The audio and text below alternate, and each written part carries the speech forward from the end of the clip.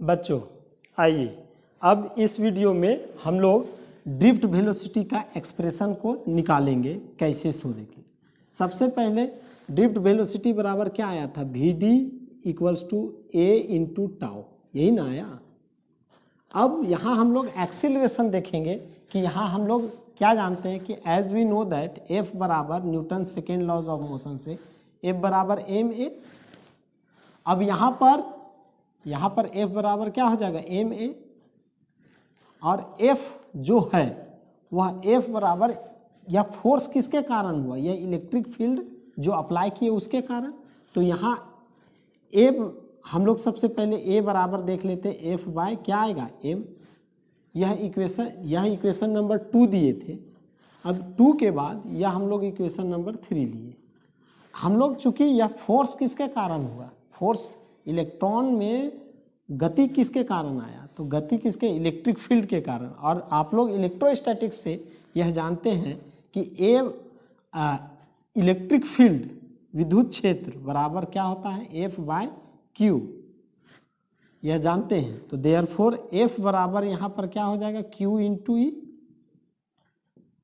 और यहाँ F equals to क्या हो जाएगा, यहाँ Q चार्ज कौन है, इलेक्ट्रॉन है, और E यहाँ पर क्या है, इलेक्ट्रिक फील्ड, छोटी ई और क्या बड़ी ई। बड़ी ई का मतलब क्या, इलेक्ट्रिक फील्ड, छोटी ई का मतलब क्या, चार्ज नहीं। अब फोर्स और इलेक्ट्रिक फील्ड यहाँ क्या आएगा, निगेटिव साइन। क्यों, क्योंकि इलेक्ट्रिक फील्ड के अपोजिट कौन है, फोर्स है। तो इसीलिए यह निगेटिव साइन क्या शो करता है, negative sign shows that electric field is opposite to the क्या, electric force is opposite to the applied electric field. तो हम लोग यहाँ पर क्या कर देंगे, इस इक्वेशन इसको मान लेंगे 4। अब 4 को डाल देंगे कहाँ पर, 3 में। तो देयरफॉर A बराबर क्या आ जाएगा, F के जगह में माइनस E बाय m, ऐसे आएगा। तो देयरफॉर यह इक्वेशन नंबर 5। तो अब देयरफॉर ड्रिफ्ट वेलोसिटी Vd बराबर क्या आ जाएगा, फ्रॉम इक्वेशन 2 में यही ना आया था, यह क्या a इंटू टाउ, तो इक्वल टू a का वैल्यू क्या आएगा, minus E by m into tau और इंटू ड्रिफ्ट, यह क्या हो गया, इक्वल टू, इंटू नहीं, इक्वल टू क्या, ड्रिफ्ट वेलोसिटी। तो यह ड्रिफ्ट वेलोसिटी का एक्सप्रेशन आया। अब इसके लिए यहाँ जहाँ पर क्या है, यह E क्या है, इलेक्ट्रॉनिक चार्ज, E का वैल्यू आप जानते हैं 1.6 इंटू 10⁻⁻⁹ कूलम होता है। यह E क्या है, अप्लाइड इलेक्ट्रिक फील्ड है। यह टाउ क्या है, यह रिलैक्सेशन टाइम है।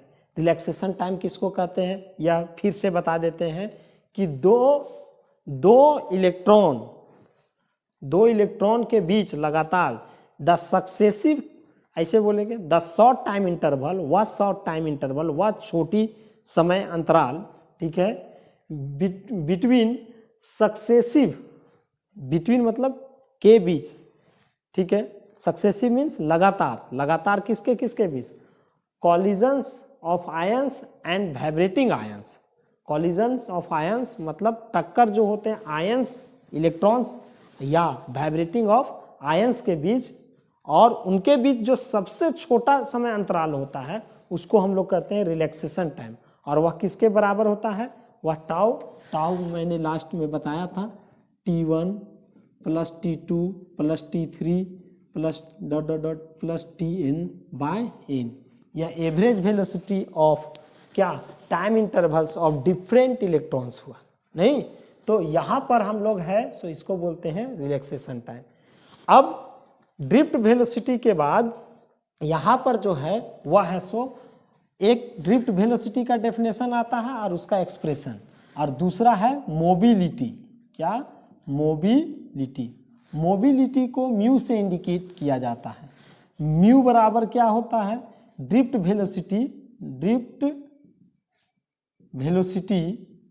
Velocity by applied electric field.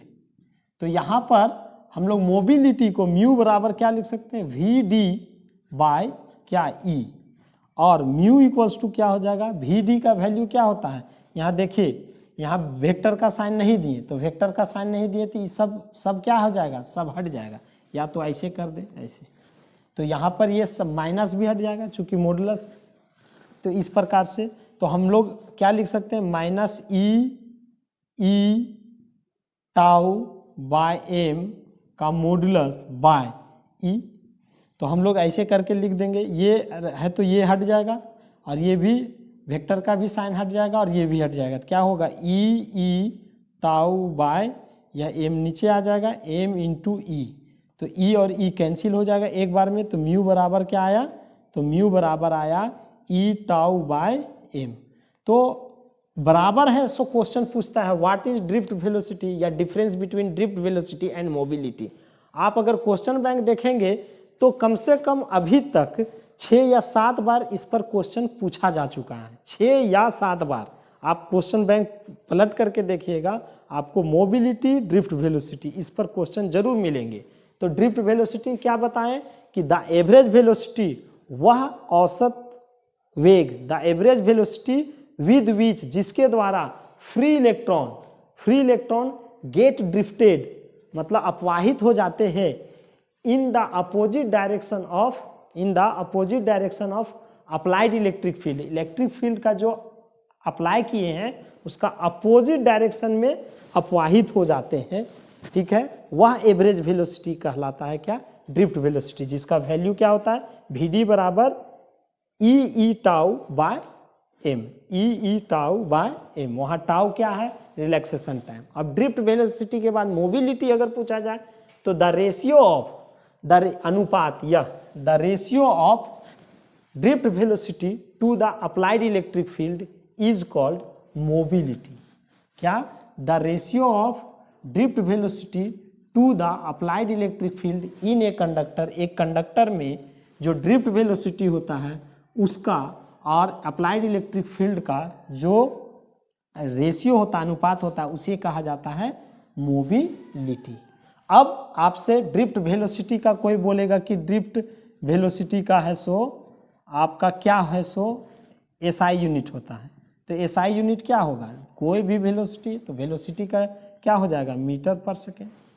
अब इसको है सो आपको है सो निकालना होगा कि ये कैसे हम बोल रहे हैं, या मोबिलिटी का क्या हो जाएगा, मोबिलिटी का है सो क्या हो जाएगा, तो drift velocity by electric field का है सो बैठा देना है, इसका डायमेंशन यूनिट क्या होगा, डायमेंशन क्या होगा, किसका, ड्रिफ्ट वेलोसिटी का और मोबिलिटी का, ये अपने से आप लोग है सो निकाल लीजिएगा। और निकालने के बाद यूनिट और डायमेंशन पर भी ऐसो क्वेश्चन पूछा जा सकता है। तो यहाँ तक हम लोग देखें कि करेंट क्या होता है, करेंट क्या होता है, करेंट में कुछ छोटे छोटे पॉइंट्स है उसको ध्यान रखना है। करेंट में छोटे छोटे पॉइंट्स जो ध्यान रखते हैं, उसके बाद उसका डायरेक्शन क्या होता है सो हम लोग है सो देखते हैं।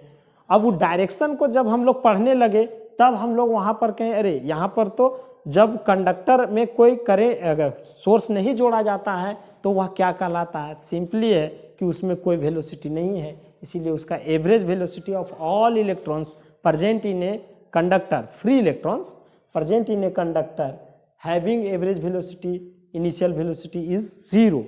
बट यहाँ पर बोलेगा कि इंडिविजुअल है सो उसका वेलोसिटी क्या होता है, तो वह किस शेप में घूमता है, तो रैंडम मोशन में, किसमें, रैंडम मोशन में।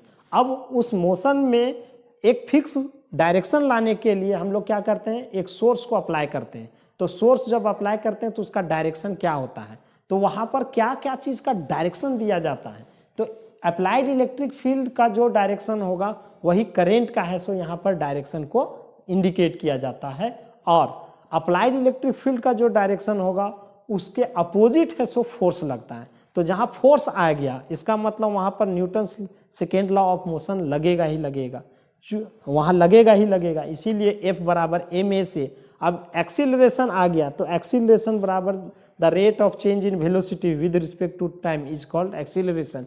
तो यहाँ पर है सो चेंज इन वेलोसिटी निकालना था, तो हम लोग सभी इलेक्ट्रॉन्स का वेलोसिटी का चेंज भी निकाल लिए, और जब निकाल लिए तो एक्सीलरेशन आ गया, तो सिंपली हम लोग क्या किए, A बराबर F बाय M में है सो बैठा दिए।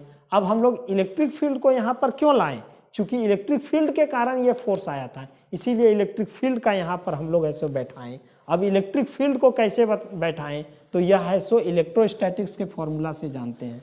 तो इतना जानने के बाद तब कहीं जाकर के ड्रिफ्ट वेलोसिटी का एक्सप्रेशन आया, और ड्रिफ्ट वेलोसिटी के बाद तब मोबिलिटी को भी बताएं, है ना।